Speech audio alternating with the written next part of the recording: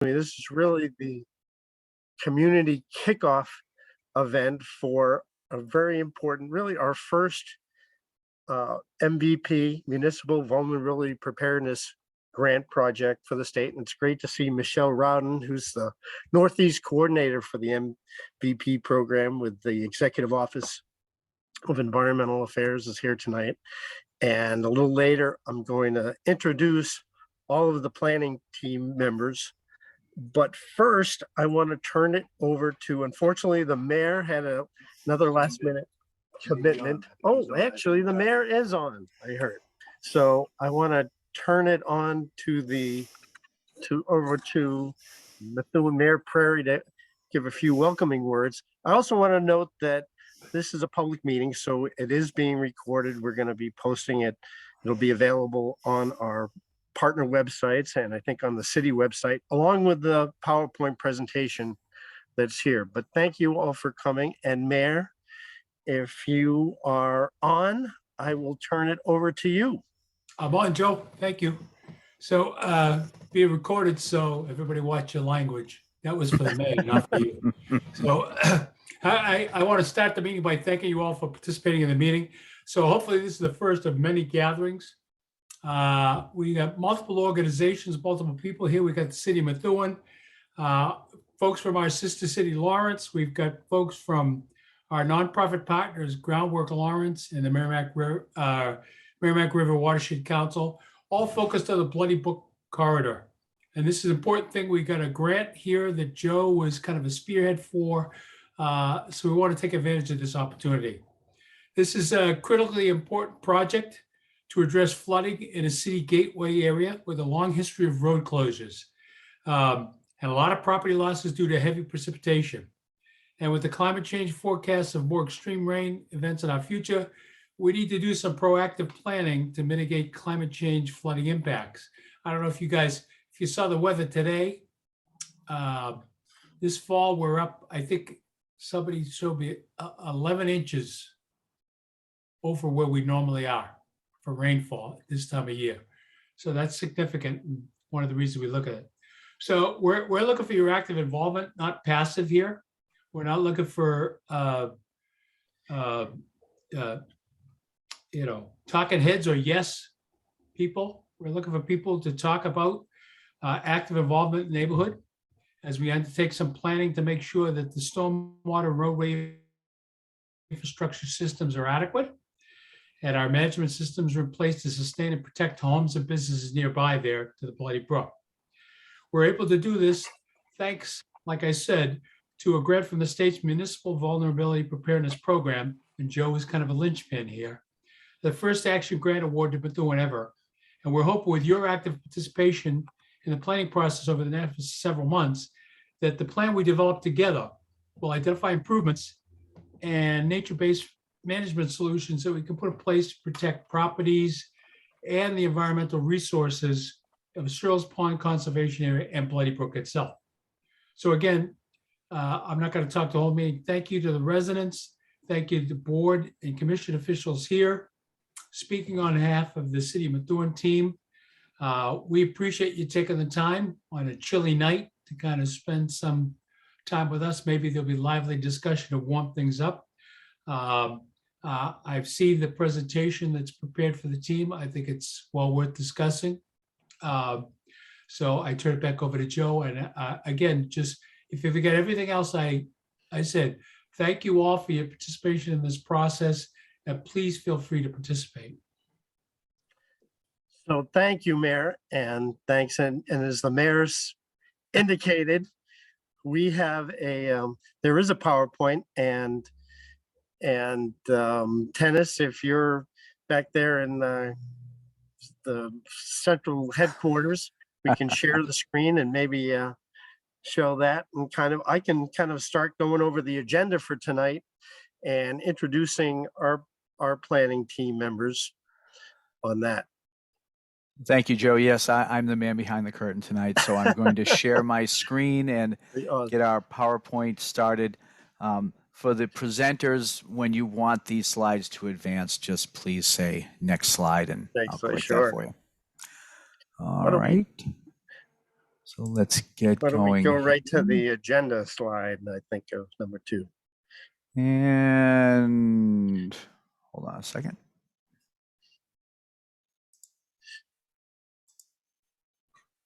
Everyone see that? Yes. All right. We see it in presenter mode, so Well, we can see the notes in the next slide. Does everybody also see that? Oh, so you're Yes. not seeing the presentation. You're seeing. Okay, hold on one second. Not as a full screen. We see the presenter version. Okay. You got to go to the obviously show.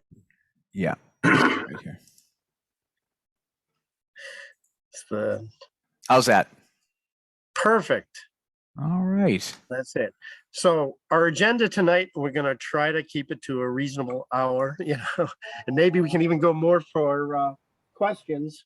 But I wanted to, talk about, we're going to first talk about what the project purpose is. I'm going to introduce the planning team, then I'm going to turn it over to some of the planning team members, including Michelle Rowden. And once Michelle talks about the MVP program, and then our engineers, Matt Dunn and Alan Orsi from PAR Corporation, are going to kind of give a brief overview of the corridor, what some of the infrastructure is in the corridor, talk about some of the hydrology.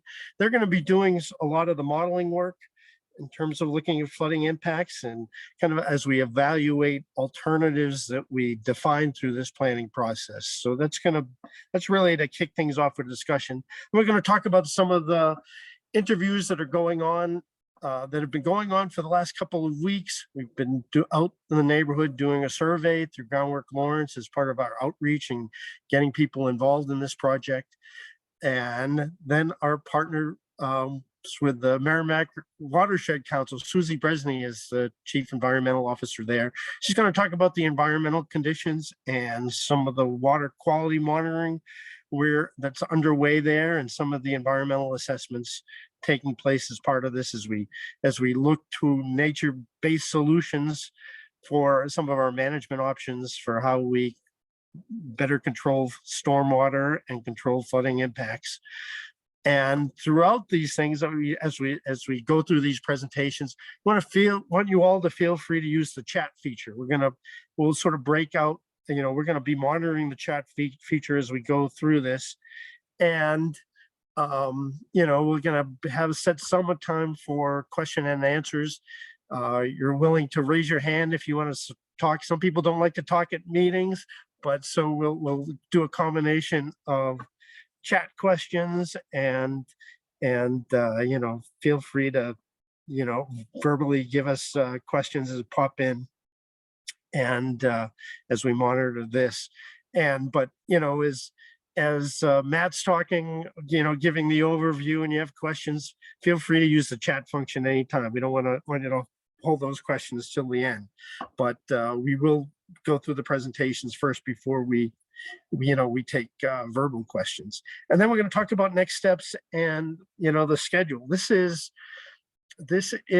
a project that we're looking to wrap up this plan by basically the spring, basically by the May, June of this year.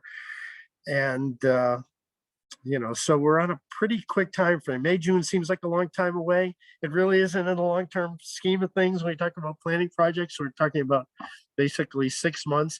And hopefully through this plan, we want to identify real actions we can take, and those can be management actions. Those may be, construction projects that we do to, in terms of, and even stormwater best management practices that we install, that we may be seeking additional funding for, maybe through MVP or maybe through other projects. But I want to, as we introduce, and I want to take some time to introduce the planning team members. And, but first of all, I want to, introduce Michelle Rowden. And as I indicated earlier, Michelle is the Northeast Regional Coordinator for the MVP program. She is with the Executive Office of Energy and Environmental Affairs, and she works with a number of communities in our Northeastern Massachusetts region on climate resilience projects. The MVP program is really the primary primary state programs, resource available to cities and towns in dealing and preparing climate resilient plans and in implementing actual climate resilient functions, construction projects. So Michelle, I want to turn it over to you, and I know you're going to give a brief description of MVP, the MVP program, and the administration's initiative in working with cities and towns. Yes, thank you so much. Next slide, please. Thank you for that intro. Thank you to both the cities of Methuen and Lawrence for taking up this project and for having me here tonight and all the partners involved. My name is Michelle Rowden. I am the regional coordinator for the Northeast region of Massachusetts for the MVP program. I'm going to be very quick tonight because I know you want to hear more about the project than you do about the grant. You can go to the next slide, please. The MVP program is a climate resiliency grant program. The program aims to provide funds to cities and towns so that they can increase climate resiliency in their communities. They identify climate hazards, assess vulnerabilities, develop action plans, and implement adaptation projects, such as the one you're going to hear a little bit more about in a few minutes, to improve resilience to climate change and the hazards associated with that. And as you can see from this map, 93% of the Commonwealth is participating in the program in one phase or another.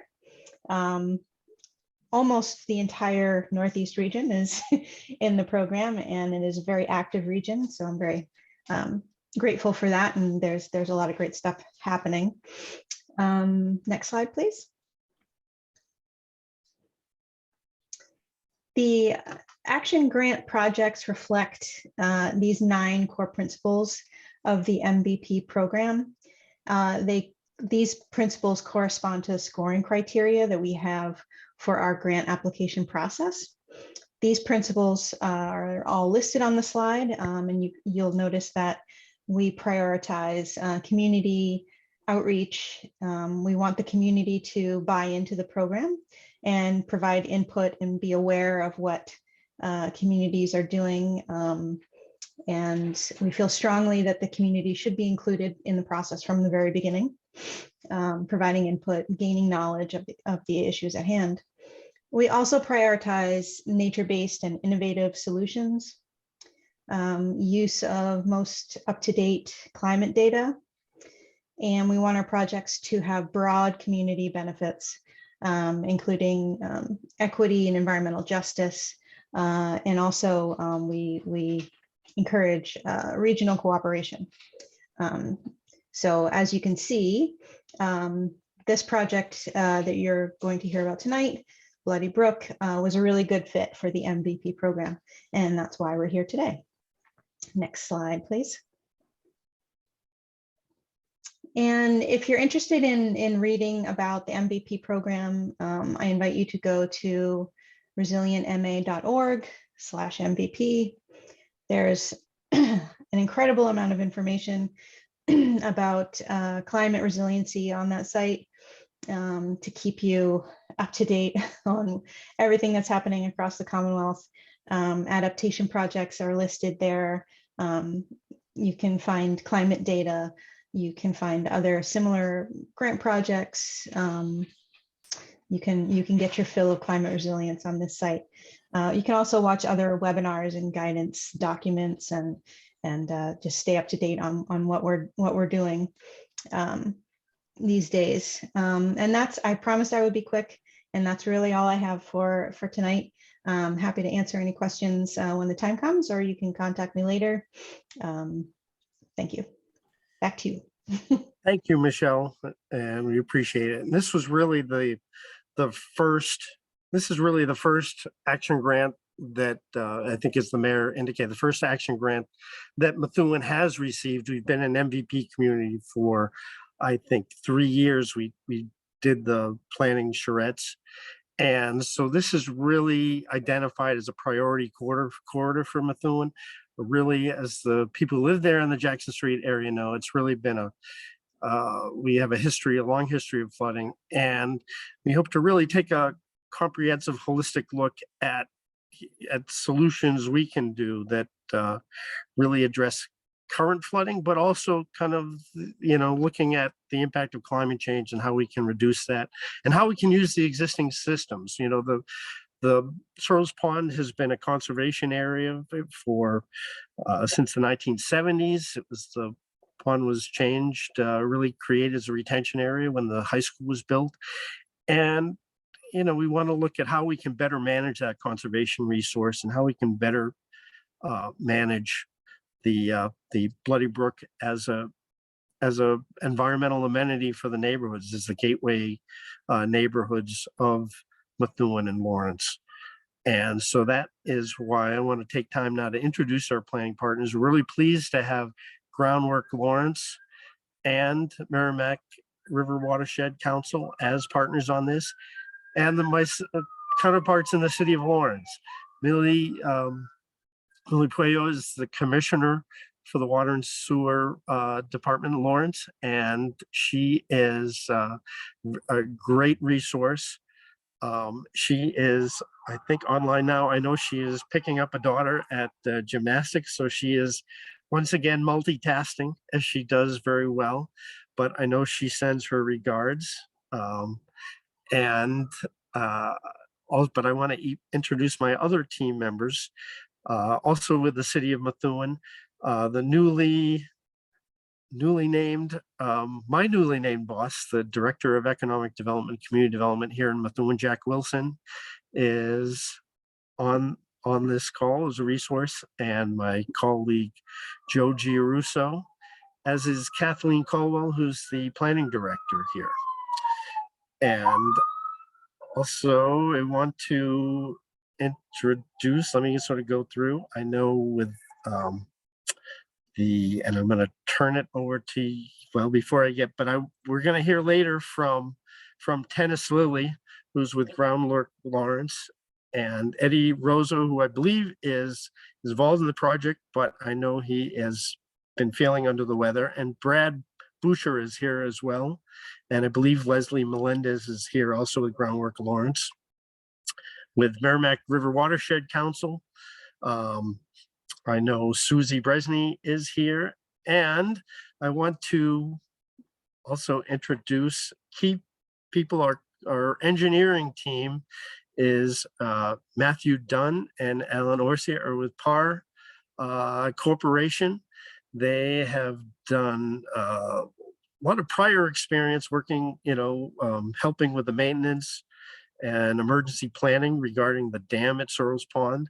We've kind of broadened their scope through this project, and I want to give Matt, and I think Alan, feel free to pipe in, but Matt has prepared a few slides just to give the planning team and residents, public, everybody on the call, kind of an overview of the corridor itself, talking about some of the hydrology and some of the infrastructure in the area, including dam and culverts and all those fun things. And so, Matt, without further ado, I will turn it over to you. Very fun stuff indeed. Thank you, Joe. So just to give you guys an overview of this first slide is to give everyone an overview of the Bloody Brook watershed itself. As you can see here, we've really broken it up into three segments.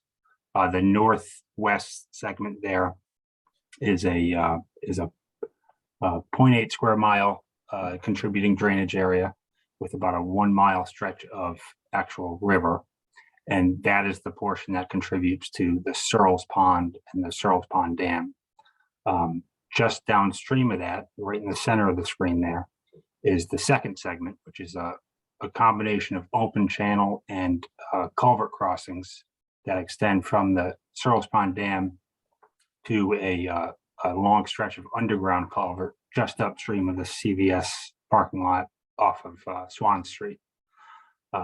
that is really the focus of our, we're going to be modeling the entire watershed, but that really is the focus of the study, as that's been documented as the area that experiences the most flooding. Downstream of that is the third final segment, which is a long, I think it's a 0.7 mile stretch of underground culvert that extends through Methuen and Lawrence, eventually outletting at the Spicket River. All in all, it's about 2.3 miles from Route 213 at the upstream reaches of the upper drainage area all the way down to the Spicket River. Next slide, please. All right, so this is a blow up of that section 2, the real problem area that is going to be the focus of our study. At the upper left corner of the screen is the Searles Pond Dam. The dam itself is oh, sorry, I'm going to get into that in the next slide. There's a Searles Pond Dam. There's a section of open channel brook to the first crossing at Brook Street. And then there's a long stretch of open channel brook until East Street. And then from East Street to really the CVS parking lot is a series of short sections of open channel and culvert crossings, including Jehovah's Witness parking lot, Jackson Street, and five crossings at Bicknell Ave, 1 through 5. And then at the very bottom of the screen there, the bottom right, is the inlet of that long Bloody Brook culvert of Area 3. Next slide, please. Okay, so here's some pictures. I'll go over each one briefly. I don't want to spend too much time on it, but we went out there about a month and a half ago and did a full survey of the watershed and documented some photos and took some measurements. The top left photo is the Searles Pond impoundment. Bottom left is the Searles Pond spillway pipe. It's a 3-foot pipe. It's typically dry. There's a 2-foot pipe 3 feet left, or probably 10 feet left of this pipe that controls the level of the lake itself, of the pond itself. The Searles Pond Dam is a 8-foot high dam. I don't have the acreage in front of me, but it's a small sized impoundment, but it does offer a lot of storage capacity as it typically operates at a pretty low head. Top middle picture here is the first downstream crossing downstream of Searles Pond Dam. This is Brook Street. It's a 3-foot square box culvert. You can see it's a stone box culvert, and it's at 3 feet square. It's a pretty small culvert. Middle bottom is a picture of the stretch of open channel located between Brook Street and East Street. I think this picture is taken probably about 1,000 feet upstream of East Street. It helps to show that, you know, in most areas of the open channel, this is probably one of the worst areas, that there's pretty limited height difference between the level of the brook and the adjacent grade at the tops of the banks. Photo top right is the East Street culvert, the inlet. This is a good picture that helps to show that there's some sedimentation issues and vegetation overgrowth issues that limit the capacity of the culvert. You can see these twin 3-foot pipes. There's only about 1 foot of the pipes showing, so this is just on a normal. It's probably a little bit above normal than base flow, but there's some tailwater conditions happening here. Photo bottom right is that same crossing, only at the downstream end, at the outlet end. Next slide, please. Photo top left here is a stretch of open channel between East Street and the Jehovah's Witness parking lot. This picture helps to show the vegetated channel that's causing that tailwater condition at East Street. Photo bottom left is the outfall of the Jehovah's Witness parking lot culvert. Top middle is, it's kind of tough to tell, but it's the open channel between the Jehovah's Witness parking lot and Jackson Street. You can see that it's pretty heavily vegetated. Photo bottom middle is the Jackson Street culvert, which is a good sized culvert, 8 foot wide, but either through sedimentation issues or as-built conditions, its height is only limited to about 1.5 feet. So it does have limited, pretty limited hydraulic capacity. Photo top right is a section of open channel between Jackson Street and Bicknell Ave. This helps to show that, you know, the channel geometry is pretty small. Probably can't handle that much flow, and it's also through unprotected banks that are prone to erosion. And photo bottom right is the inlet to the first Bicknell Ave crossing, which you can see the sand and the sediment that's kind of half filled the inlet to that pipe. Next slide, please. So this stretch is focused on Bicknell Ave, which is the last stretch of this section 2.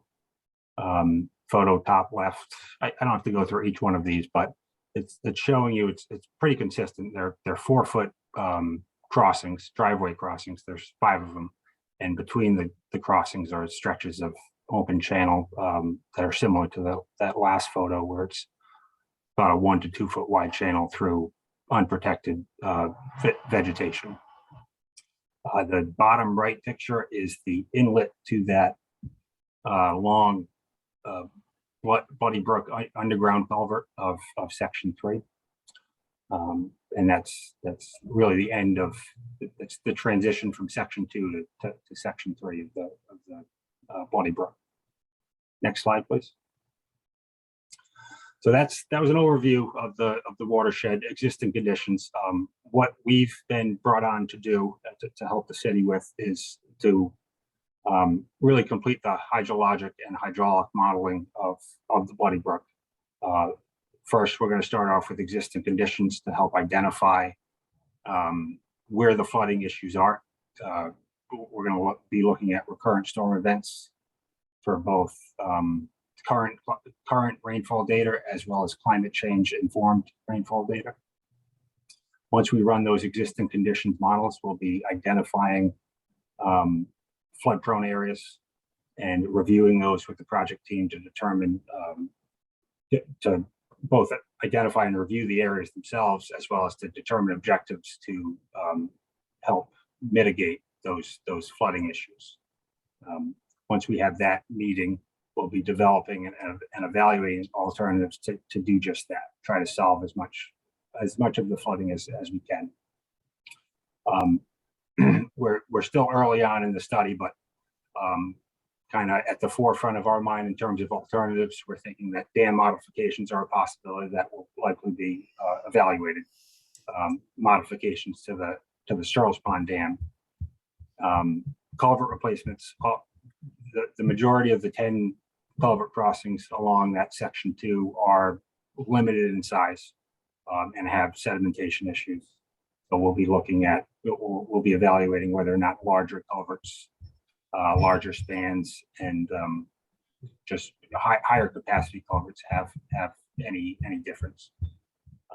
We'll also be looking at stream channel rehabilitation. The majority of the sections of the open channel are unprotected banks prone to erosion that we're seeing at the culverts, and many stretches are also overgrown, which kind of serve as debris booms that most likely exacerbate the flooding issues out there. In addition to those measures, we'll also be looking at non-structural measures at the structure level. So if we identify certain structures that can't really be protected fully by the top 3 and the bottom 2 below it, those alternatives, we'll be looking at structure specific measures, whether it's wet and dry flood proofing, elevation, or lastly, and not preferred, relocation. In addition to those kind of targeted measures, we'll also be looking at evaluating watershed-wide kind of best management practices, trying to identify areas of the watershed that could benefit from green infrastructure. If there's some paved areas that could be converted that are no longer used, that could be converted to a better land cover like grass or woodland vegetation, as well as land use management. Evaluate, try to protect the good land cover that's out there now. Try to avoid, good forested areas from becoming developed. And then once all of that's been compiled, we'll be developing costs and scopes and sketches for all of those alternatives, and we'll be compiling all the modeling and the evaluation of the alternatives into a technical report, which will be submitted for review, draft, and comment. With that, thank you very much. With that, I'll hand it over to Tennis Lilly.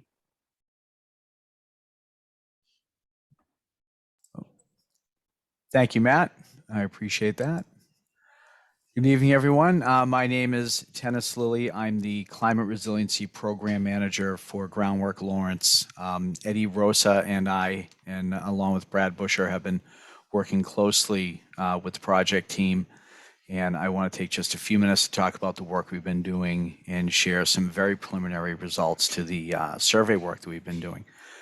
For those of you who don't know, Groundwork Lawrence is a community-based environmental organization. Our focus is in the greater Lawrence area, Lawrence, Methuen, Haverhill. We are partnering with the city of Methuen to provide outreach and community engagement support. Our focus has been primarily in the residential neighborhood in the 500-year floodplain on the Bloody Brook. We've been meeting with and surveying residents and businesses in that area, trying to gather information about their experience with the brook. We have a questionnaire that we've been asking everyone to complete. And another task that we're going to be completing here as part of this project is helping to facilitate the dialogue around potential improvements to the Bloody Brook and Searles Pond. So that's work that will be done in the future as we begin to flesh out some of the alternatives here. One of the things that we're going to be doing in addition to the survey is over the next couple of weeks, we're going to be having some informal meetings at Searles Pond. We're referring to them as office hours. Groundwork staff will be available at Searles Pond.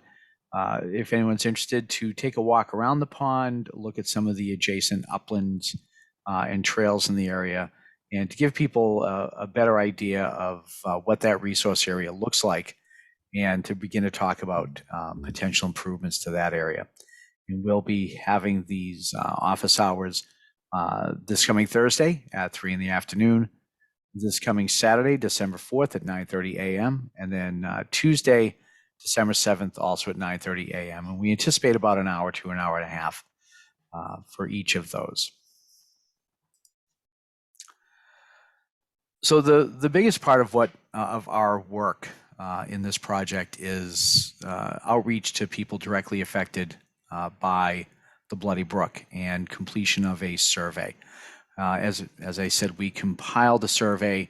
The idea behind it was to get as much information as possible from residents about their experience, both positive and negative, with the Bloody Brook, and also to gauge their support or their opinions on different things that might be done to improve water quality and flooding along the brook, and to get an idea of their support for improvements at Searles Pond. So to date, we've engaged with over 50 residents and businesses in this area. This image here on the right shows our focus area. This is, again, the 500-year floodplain. The Searles Pond is just north here. This is Queen Ave, Jackson Street. Here is the Kingdom Hall. The Jehovah's Witnesses right here. And this is where the Bloody Brook crosses, and this is Bicknell. And we have Swan Street, Jackson Street down here. So each of these points are either residents or businesses that we've interacted with in some fashion. All of the yellow points are places where we did not have direct contact, but left a flyer behind with a link to attend tonight's meeting or to help complete the survey. The blue points are folks that we spoke to, got some information from, but for whatever reason, weren't able to complete the survey when we spoke to them. And the green points are locations where we spoke to people and we're able to get them to complete the survey. The survey takes 5 to 10 minutes.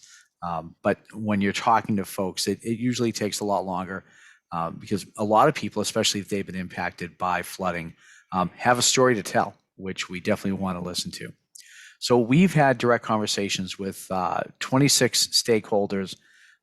My colleague Eric Lundquist, who's done some flyering over the last 2 days to sort of make people more aware of tonight's meeting, he actually spoke to 6 or 7 other people. We haven't captured all that data yet, but there's definitely some awareness about the project in this area. And we have, as of this morning, 12 surveys completed. Now we plan to go out several more times to try and get more surveys done. But 12 is so far is not a bad number. And just a couple of takeaways, some very initial findings, both from our surveys and from conversations with residents. So everyone that we've spoken to in the community is supportive of improvements to Searles Pond, whether those are improving the physical infrastructure of the pond itself or adding amenities that might make it more viable as a recreational spot. There are many residents who overall have a positive opinion of the Bloody Brook, who enjoy having it in their backyard or living nearby. However, and again, these are based on surveys and conversations we've had with residents. About an equal number of homeowners and businesses have had some negative impacts by flooding. Most of the businesses we've spoken to, and this is at the southern end, sort of closer to Swan and Jackson Street, most of the businesses that we've had conversations with have experienced significant flood impacts and interruptions to their ability to operate. Some of these businesses have invested significantly in managing stormwater and improving drainage on their property. And motor vehicle traffic in the Swan and Jackson Street area is occasionally impacted by street flooding. We can think back 2 weeks ago on Friday when we had that significant storm event and traffic ground to a halt. The roads had to be closed for a while on Swan and Jackson Street because of the street flooding there. The most important takeaway right now is that more surveys are coming, and we're looking forward to that. But I do want to share just 2 important points from the survey so far. Of the people who completed the survey, almost all of them noted that they had some negative impacts from flooding. And this, and the other point, question number 11 on our survey. And by the way, when we're done collecting these will also be available on our website. Question number 11 on our survey. This is the one that I think is most salient. Has living in a flood-prone area negatively impacted your quality of life? More than half of the respondents said that it did. So I think this brings the importance of this project into focus for us, and it's something that I think is extremely relevant to the not just the entire community, but the stakeholders who live in that area who are impacted directly. So again, more surveys are coming, and I look forward to updating everyone when we get more of that information. So now, with that, I'm going to hand this over to Susie Bresney with Merrimack River Watershed Council, who's going to talk about water quality issues on the Bloody Brook. Thanks so much, Dennis. And before I get started, I put the link to the survey in the chat. So if anyone on this call lives near the brook, you can fill out the survey. If you are not, if you don't spend your life on Zoom, as some of us do, the chat is, if you go to the bottom of the screen, if you move your mouse, a bunch of little icons on the bottom will show up, and that's where you find the chat on the bottom of the screen there. Thank you, Susie. Just so everybody knows. So yeah, I'm with the Merrimack River Watershed Council. I'm the Massachusetts Water Resources Program Manager. And at the Watershed Council, we're dedicated to improving the health of the Merrimack River and the watershed for people and wildlife alike. and water quality is something that's really important to us. So in Bloody Brook specifically, in the past, there have been high bacteria levels have been found in the brook, which is a big concern, especially because of the flooding that occurs, because high bacteria, if people come in contact with it, can potentially make you sick and be a risk. So in terms of water quality, what I'm going to talk about today is this bacteria that's been found in the brook in the past and what we're looking for within this project. Next slide, please. So here on the right is a map that you've seen now in many forms of the brook, Jackson Street, Swan Street. I'm not going to reorient you again, because I think we probably all know where we are. Next slide, please, Tennis. So in October of 2014, Groundwork Lawrence collected samples from Bloody Brook, specifically looking at bacteria levels in the brook. They collected samples from 2 locations, one at Bicknell Ave and one at the very most downstream point of the brook where it flows into the Spicket River. And on the right, you see those 2 locations indicated by the purple dots. The size of the dots is relative to the level of bacteria that was found. And then on the left, there's a graph showing those bacteria concentrations that were found. So if we look at the graph, the red line on there shows the safe recreational limit of bacteria in water, which is 235 mpn per 100 milliliter. Don't worry about the units. It's not as important as the number itself. And the concentrations that they found were above 5,000 mpn. So that's more than 25 times the safe, or about 25 times the safe limit. So really high bacteria concentrations were found at these 2 locations back in 2014. And this was after a few days of rain. Next slide, please. So Groundwork went back in November of 2014 and collected more samples. This time they looked upstream, so at Eagle Lane and the high school, as well as in Searles Pond. And they found relatively low concentrations there. So all concentrations below the safe recreational limit. But they sampled again at that most downstream site and found really high concentrations again, above 5,000. And this was after a few, I don't know if they were sunny days, but we'll say they were sunny. There were days without rain. So we can't say that rain was influencing these concentrations. Next slide, please. So then in May 2021, the EPA went out and collected a couple samples, one from behind the Jehovah's Witness Church and one from the CVS parking lot right where the brook goes underground. And they found high levels. So the green dots there and the green bars, which are above the red line. So they're above the safe recreational limit, but not nearly as high as the concentrations that were found back in 2014. And these samples, again, were collected after multiple days without rain, or let's say multiple sunny days. Next slide, please. And then as a part of this project, we at the Watershed Council went out just a few weeks ago and collected a round of samples from the upstream locations at Eagle Lane and the high school, from Searles Pond, from Bicknell Ave, and from the brook right before it goes underground at the CVS parking lot. And across all of those samples, we found that the concentrations were right at or below the safe recreational limit. So we didn't, again, find those high concentrations that were found earlier. So if we look at the graph overall, we see that the really high concentrations were found, one, during the really early sampling, so back in 2014. So things may have changed since then. Maybe this isn't, stormwater, maybe it was related to some sewer connections. We're not, things may have changed since then. But 2, they were collected after rain, and it's the only sample set that we have collected after rain. And 3, there are consistently high concentrations at the most downstream location. So the goal within this project is to further investigate this and learn, what's causing these high concentrations and how much is it really putting people at risk. So Is it that every time it rains significantly and flooding is occurring, that's when the highest bacteria concentrations happen? And if so, that's a major concern because this water could be carrying pathogens into people's yards or basements or businesses or elsewhere, and people may be exposed.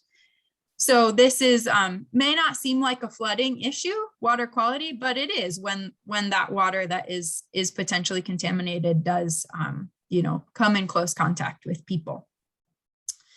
Next slide, please. And this is not just related to flooding, but it's also really closely related to climate change. So this top graph here shows the total annual rainfall. So the total rainfall in a year, and this is from a station in Lawrence. So from on the very far left is data from 1893, and on the very far right is 2021. So that those gray bars are the total rainfall in a given year in millimeters. And you can see that there is a slight increasing trend. So we're getting more rain per year on average over time, and this is expected to increase with climate change into the future. The bottom graph, which I think is even more important, shows the daily maximum precipitation in a year. So the day in a year that got the most rain within just one day. Again, the same period of record, so all the way back to 1893 up to today, and you'll see that in those years, kind of in the early 90s to 2000s, those are the years where you see the highest bars or the days that had the most rain on record, on this record. So that's the times when flooding is most likely to occur, when there's a ton of rain in one day. And we see that those single days with a ton of rain are increasing and becoming more extreme. And this is, again, is predicted to continue with climate change in this area. Next slide, please. And so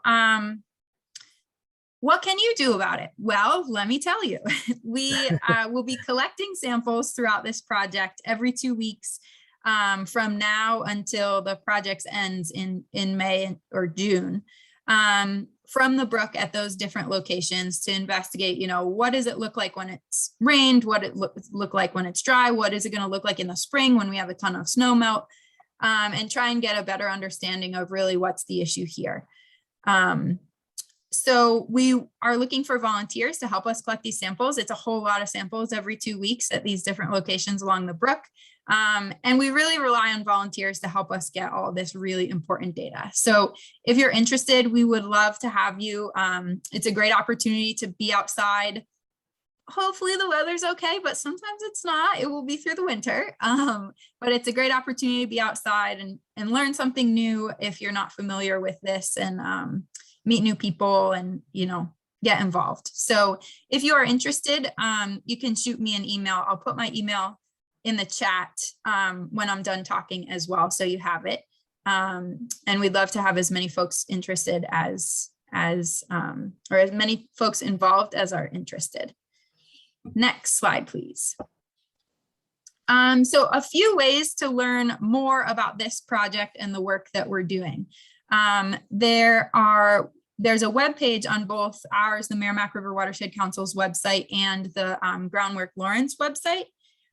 Tennis, do you mind if I share my screen for a second?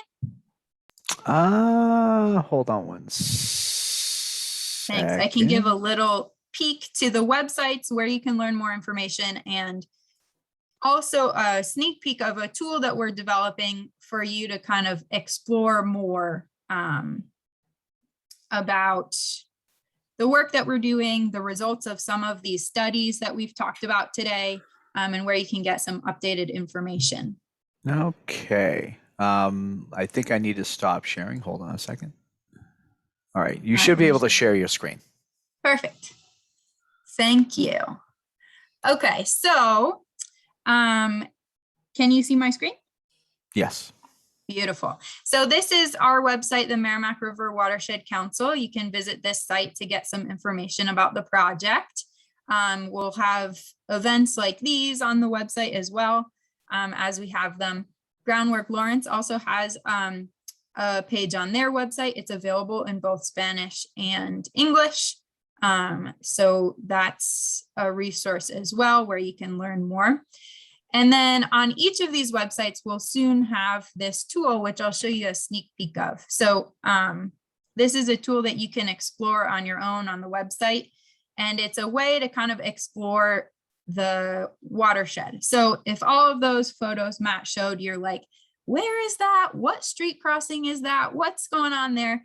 You can come on here and you can click on different locations and see photos of those locations. We'll add photos as we have them. You know, I'd love to get some photos of flooding happening at each of these locations so we can have a visualization of what it looks like in your yard when it's flooding. If you all have photos that you'd be interested in sharing, we can also include those on here to have a real visual way to kind of show what's going on in your neighborhood or in your yard or at your business. And then these results are not yet finalized, but just to kind of show some other information that you'll be able to get from this tool. This again is Searles Pond and Bloody Brook, and we can show some of the modeling results here. So what's shown on the map right now in the red area is the FEMA floodplain, or the area that the federal government assumes will flood in a large rainstorm. And then what's showing here are some really preliminary results that are not yet finalized, but just to give a visualization of the area that the modeling that Matt talked about, it predicts actually floods during a large rainstorm.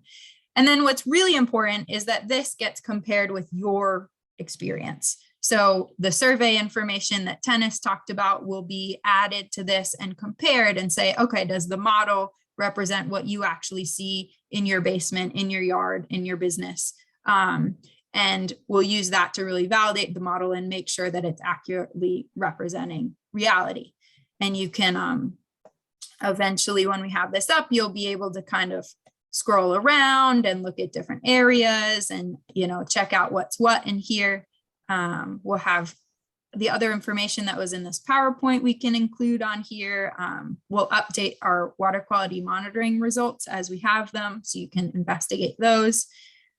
So this will be a tool that will be available to you. Please look out for it on our websites. It's not ready yet, but hopefully in the coming month or so, it'll be up there. Thanks. And I think I'll pass it back to Dennis or Joe. Yeah, thanks. Thanks, Susie. That was great. But yeah, and I want to say too, in terms of the links, we at the city, we're also going to have links to the project pages that are being developed. So really to get the word out, we want people who are in the neighborhoods to know this is going on. So spread the word about these resources. I know we're going to be out there in the neighborhood with more canvassing and letting people know about ongoing events. And this is really the first of a series of meetings, you know, as we produce projects, you know, products through this planning process. We're going to put them online and want to get word out about it. And in terms of, and ultimately our goal is to come up with projects so we can actually put stuff on the ground and, you know, and change how we manage these conservation resources. So this is the opportunity to to get question and answers. There's a lot of information. I know there's some comments and questions coming through the chat. I want to recognize some officials who are here, and I know there was some links confusion. I know when we sent out the registration link, some people had it go to their junk mailboxes, and so, but I appreciate everybody who was able to get on. But I particularly want to recognize two Methuen city councilors. I know Councilor Finicaro is here in the audience, and Councilor Ziegler. And there's also, I believe, a number of Conservation Commission members. I did see Kara Seaman is here, Methuen Conservation Commission, as is Mike Rossi. And if there are any other members, please pipe up. We want to make sure you're recognized. It's important. Searles Pond, as I mentioned, is a conservation area. It is managed, owned and managed by the Conservation Commission. it's what I would call a neglected resource in the town. It's kind of been, an overgrown. I think this picture here is from May, or actually this is the September picture, but the usually, in the summer was a lot more algal growth in there. It's really been blocked off resource. It is connected to the hospital. The pond is a drainage area to the hospital and high school, which are two of the biggest areas, and we'd like to work with those two facilities to do some innovative stormwater projects, model projects. So, and we'd like to get more attention to this area, and more attention was really getting the people who live in the area involved and engaged in this resource, because we really had to build champions for the whole project, for the pond itself and for the whole corridor.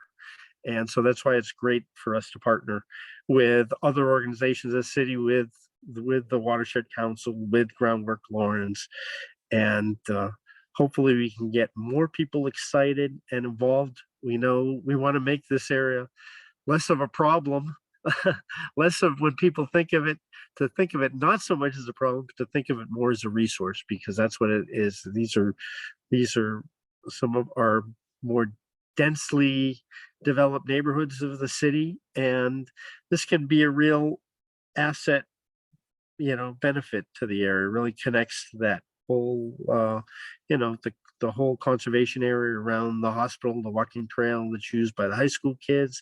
I know there's some interest in the high school in terms of how we can use that pond. And so those are issues we want to flesh out and address some of the climate issues and resilience measures. We're talking about reducing flooding. But let's, Susie, I don't know if there are any questions in the chat. I know, or if we can recognize anybody who wants to raise their hand, we can, or speak, please, we can unmute and we'll recognize you. But I will sort of go through the. Yeah, we had one question in the chat so far. Yo Raider asked, I have a video in my backyard from November 12th of flooding. Who can I send it to? And I responded in the chat, but you can send it to me, susie@merrimack.org. And I'll put my email in the chat again, and I'll upload it on our team site and chat with you about what we should use that for. But that's great. The more footage of what's happening, the better. Yep, exactly. I'll share it.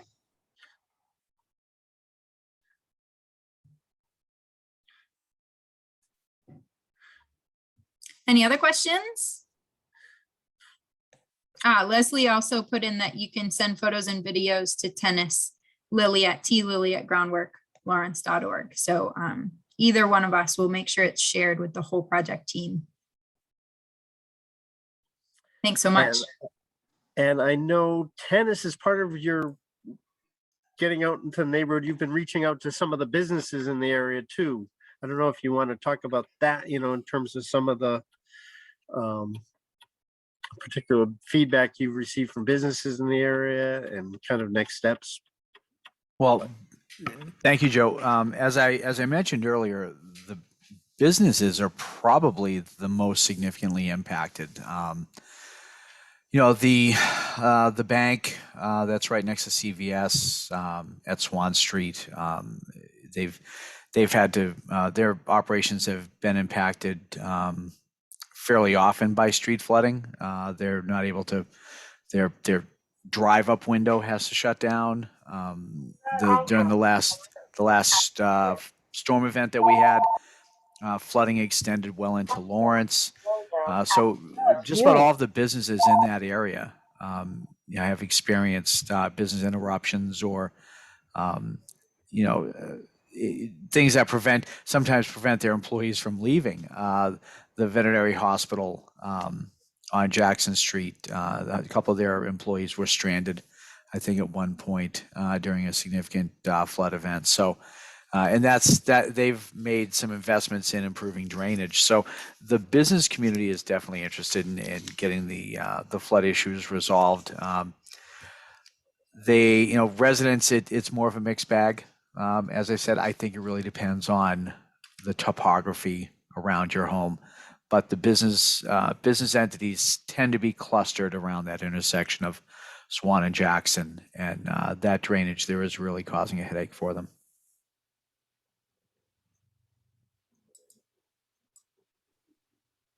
Looks like we do have one hand up. Oh, Joe, you're muted. I see your. Yep, I see. Yep. No, you said there was a hand up, Susie. Let me see. Yes, Counselor Eunice. I can't see the rest of your name there. I but see. Go ahead. Counselor Hi. Spinnaker and Ziegler. Yeah. Yes, Hi. hi, Eunice. Thank you so much for the presentation. It definitely was very informative, and congratulations on this grant. I know earlier in the presentation you mentioned that we've been a member of this initiative for 3 years, and this is our first action grant. So this is, really great news. I do have 2 questions. The first is, during the presentation, you mentioned that 12 surveys were completed already. How many more surveys, I guess this is a 2-part question. How many more surveys do you anticipate doing? And what is the time frame for that? Thank you very much for the question. We plan on continuing to canvass the area for at least the next couple of weeks, trying to get surveys completed. We have a leave behind flyer that also has a link to the survey that we always leave. We've left out over 50 of those with people during door knocking. And in preparation for this meeting, we distributed about 300 flyers to a slightly larger area. We'd like to get, sometimes it's difficult to put a number on these things. I would really love to see at least twice as many surveys. I think that would give us a more representative sample of the residents who are directly impacted by this. And that's sort of it's not a hard goal that we have, but I think if we were able to get up to say 20 to 25 surveys, I think that would give us a better sample of people in the community. So Just a follow-up on that. Are the surveys just being distributed in person, or are you emailing surveys or submitting them via social media at all? We're mostly door knocking. We're focused in that 500-year floodplain right along the Bloody Brook. We're door knocking. We're canvassing in that area. We're leaving flyers behind when we don't have contact with residents. When we do have contacts, we attempt to get the survey completed. Not everyone has time to do that, but we do try to gather some anecdotal information from folks when we speak to them, and then we leave that flyer in their hands with the link to complete the survey. And we are also posting information on social media and on the Groundwork Lawrence website. And I think there might be something on the Watershed Council website as well. Okay, thank you for clarifying that. Mm-hmm. And then my next question, I guess, is for Susie. You had mentioned that you'll be collecting water samples every 2 weeks, but you need volunteers and they can email you. Is there any criteria for volunteers? What's the time commitment? Are there particular times during the day that people would be asked to collect samples, and just how does that process look from a volunteer standpoint? Yeah, thank you so much for the questions. So I think we can be a little bit flexible depending on who's interested. We have another water quality monitoring program in the main stem of the Merrimack that's like completely dictated by the tides. We have to sample at certain times and this and that. But with this brook, we can be a little bit more flexible. So I guess my approach is on the timing and the days exactly. We can work with people's schedules. But in terms of the time commitment, I think it should take, so we're anticipating sampling regularly about 5 sites along the brook. So if someone was interested in sampling at all 5 sites, for example, I think that would take a few hours. If you just wanted to visit one site, that would take probably a little under an hour.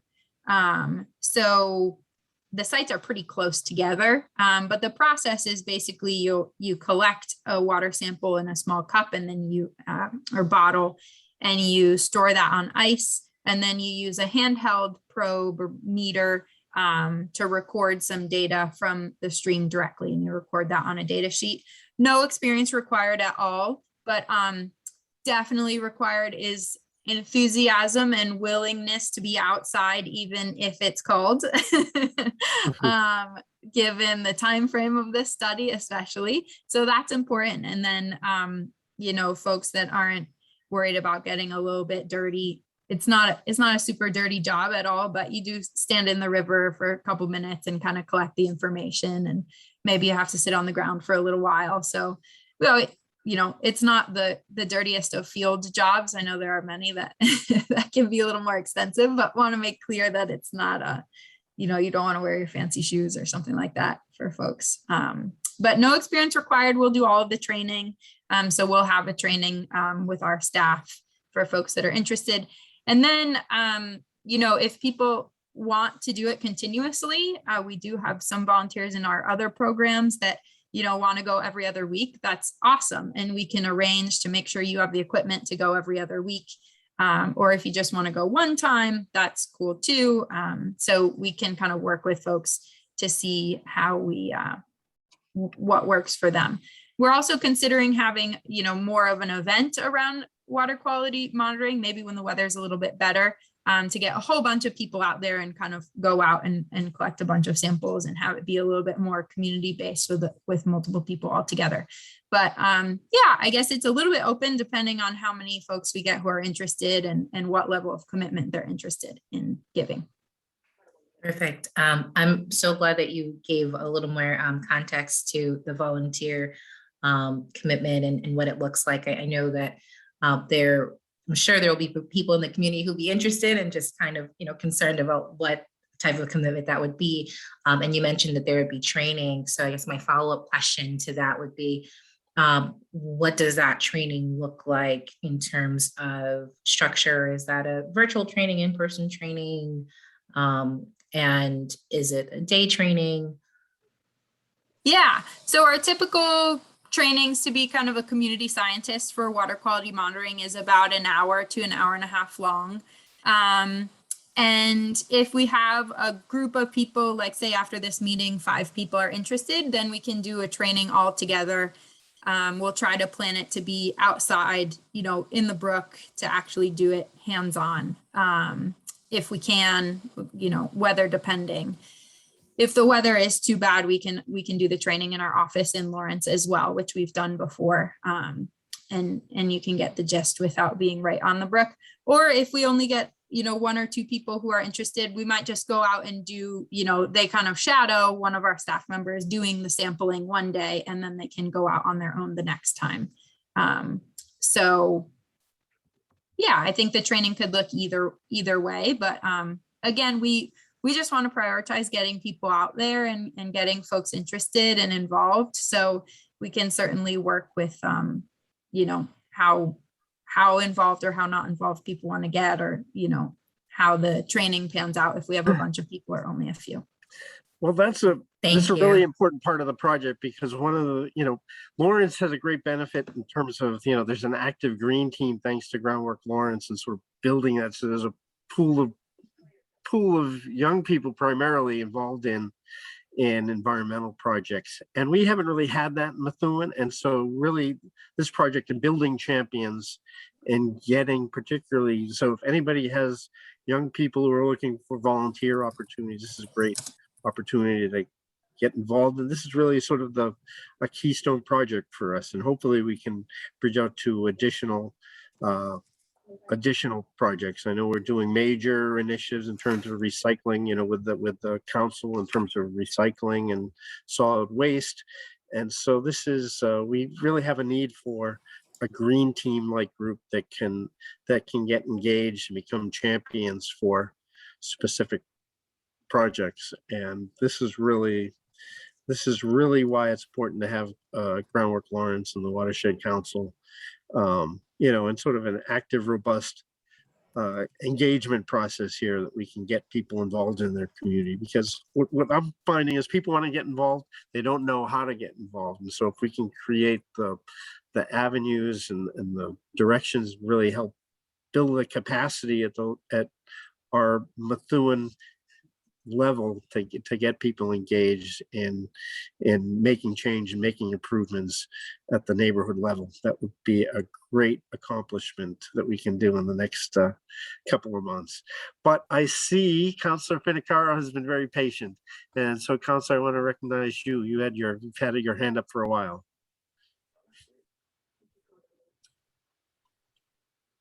I think you're muted. Is anyone else having trouble Right. hearing? Yeah, I'm not muted. It's good now. That's better. Okay, can you hear me now? Yes. Yes. Oh, interesting. Okay.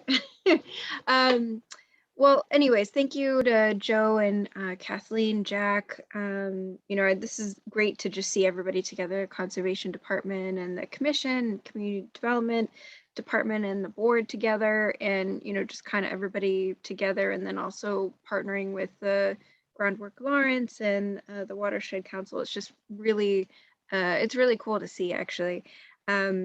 We've done some really good things with the municipal vulnerability preparedness grants in the past. And so looking forward to how this goes. So I have a couple of questions. One is there's sort of a little bit of a hint towards possible, future, appreciation or I know not use of the actual pond, but right now it's not something that a ton of people, kind of stop by and appreciate visually. So it sounded like there was a little bit of a hint of, kind of conversations on it being underutilized. So I wanted to know if that was something that was part of this discussion, and if it's something that, maybe working with Recreation Department, or is that not in the scope of what we're doing in any of this?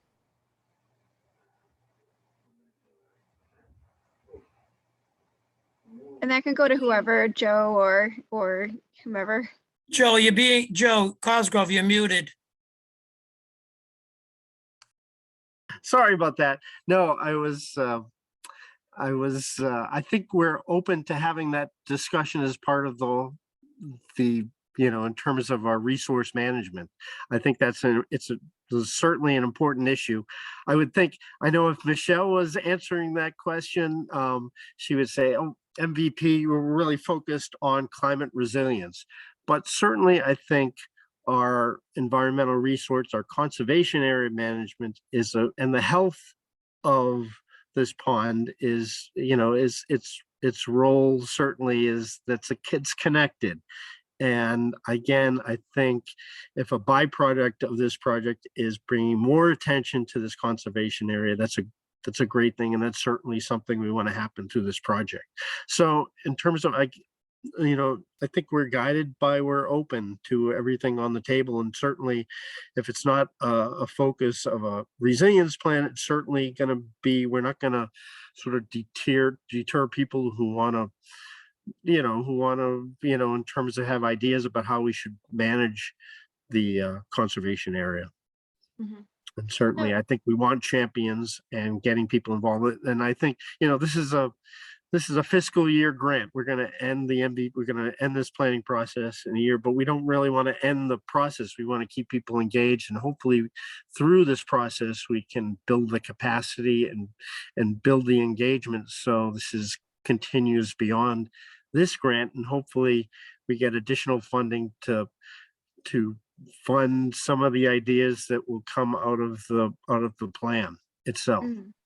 Yeah, that's great. And I ask only because just like on a macro level, I've noticed that,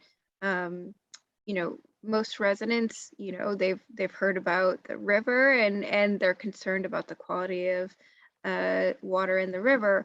But I'm not sure that a lot of people know about a lot of these smaller ponds, and so, Yeah. If the kind of, the knowledge and appreciation isn't there, then it's harder, I think, to work on the conservation piece. So just something to kind of think about as you go along. The other thing is that in terms of some of the locations, it seems like it's hard, obviously, to get people to actually do the survey and to have the direct contact when you're doing door to door. Definitely have done that before, so I totally get how that works. Some of those organizations and businesses I do have relationships with, so I'll drop my contact information if there's anybody that is missing that, you know, I have direct contact information or you know, can get on the phone. Be happy to help connecting. I did have one last question for either Susie or Tennis or Joe, whoever wants it. I was wondering, what do you think is the biggest issue long term with the completion of the goals of this project? And how can folks in this meeting or folks who aren't watching this meeting help to mitigate that? And really, you know, kind of what are those things? That's a big question. I think this is Tennis Lilly. Hey. So and thank you, Counselor, for that question. I really appreciate it. It's a good question to ask.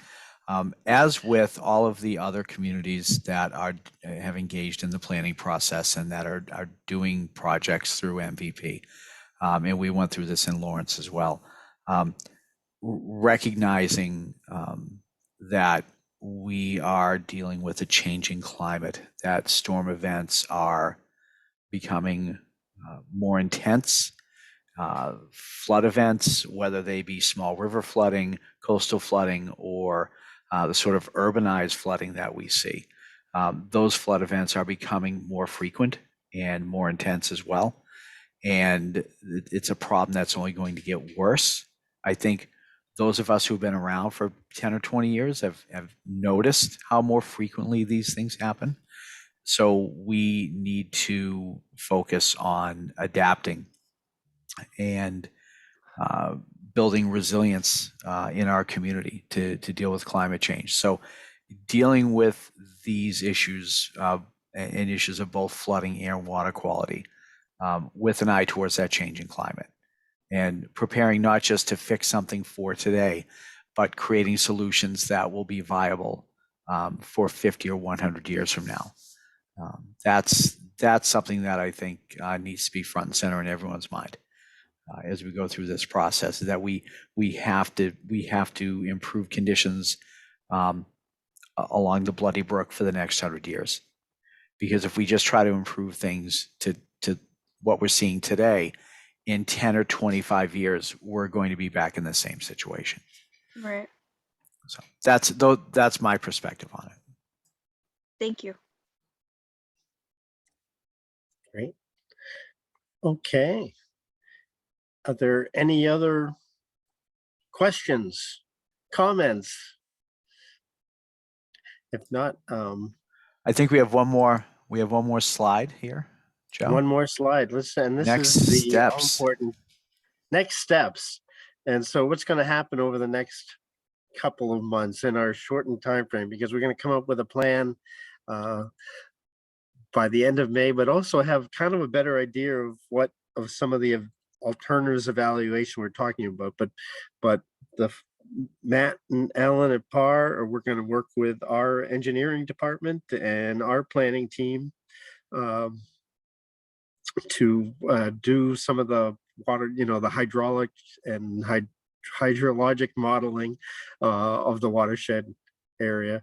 We're going to come up with a menu of options and alternatives for what we can do, even looking at, possibly what we do with a dam. Maybe we don't have a dam in terms of what that issue is. We're going to have to spend money in maintenance of the dam, and what are some of the alternatives with some of the structures and some of the nature-based solutions that we can do along the corridor to mitigate flooding, and some of the stormwater capacity issues we can address, maybe working with the hospital and the high school and some of the some of the businesses in the corridor. So we want to identify those options and alternatives. We're going to come up with a technical report. In the meantime, we want to spend the immediate weeks sort of focusing on getting word out about this project and getting people engaged. And that's Tennis talked about the Searles Pond tours we're going to be doing starting this week, and I think into December, and we're going to try to promote more of those. The Groundwork Lawrence team is going to also, we're going to be getting the survey out, doing more of the door-to-door work, and interview people. So if I know Council Finicaro talked about her contacts, so we want to hear those, and we want to get more people's perspective. We want more people to know about this project, and we want them to get engaged in plans for this resource area.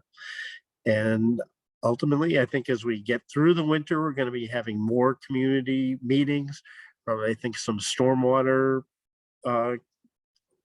management workshops and design charrettes of some options for what we can do to manage flooding and improve environmental collections. And ultimately, and Susie and her team of volunteers, we can hopefully get a good group of volunteers that we can really engage in doing the water quality monitoring so we get good data, that we can have a better idea of what's going on in terms of the function, in terms of the environmental conditions, in terms of what we're getting for stormwater runoff through this corridor. And did I miss anything for the team? But I think that's where we are. So we want you all to stay engaged. I hope we have your contact information. There's going to be a lot more meetings. It's going to be, hopefully we're not going to do these. I really appreciate you coming through on Zoom meetings, but we want to get out into the field. This is going to be an active project. We're looking for workers and volunteers and people who want to give to their community, and hopefully get young people engaged. I really talked about the screen team model. That's a real resource for Lawrence. It's been really hard, certainly in the last 2 years. Methuen High School has a nascent green team group that really hasn't been involved, and there certainly hasn't been any meetings in the last year and a half. And there's been real hesitancy at the high school level to, in terms of group gatherings. And hopefully, knock on wood, that we're entering a new quarter where we can get where we can actually get people together in person for projects as we get into the winter and get into the new year. So really look for all your support. Really appreciate you all coming out tonight. Any last words from any of the team members? Just thank you. Thanks everyone for being here. Thanks for your input, your questions. It's all great. Thanks a lot. Yes, I want to second that. We really appreciate this is terrific. Good turnout tonight. We really appreciate it. And excellent questions from everybody who attended. So thank you all again. So thank you. And I also want to thank particularly our state partner who very graciously took time out to come to our meeting, and Michelle, we really appreciate. And, hopefully, I'm sure we'll do it again back in a few months, and hopefully we can do that in person. Okay. Well, thank you very much. Again, this is going to be posted. We're setting up, I know the partners, we all have websites. We're going to be posting links to all these pages, and the presentation that was on tonight will be certainly on our website and on the project pages. So if anybody who you think is interested, send them our way. And again, my email I think is out there, jcosgrove@cityofmethuen.net, and certainly any of the partners also, in terms of contact information. So thank you. And Tennis, thank you and Groundworks for hosting, doing the technological behind the scenes Wizard of Oz manipulation of technology. Pay no attention to the man behind the curtain. I know. And it looks like a lovely day in Lawrence, by the way. Again, it's still. Okay. Well, thank you all very much. We appreciate it. Look for a recording of this presentation. It'll be available soon. Have a good Thanks, night, everyone. everyone. Thank you. Thank you.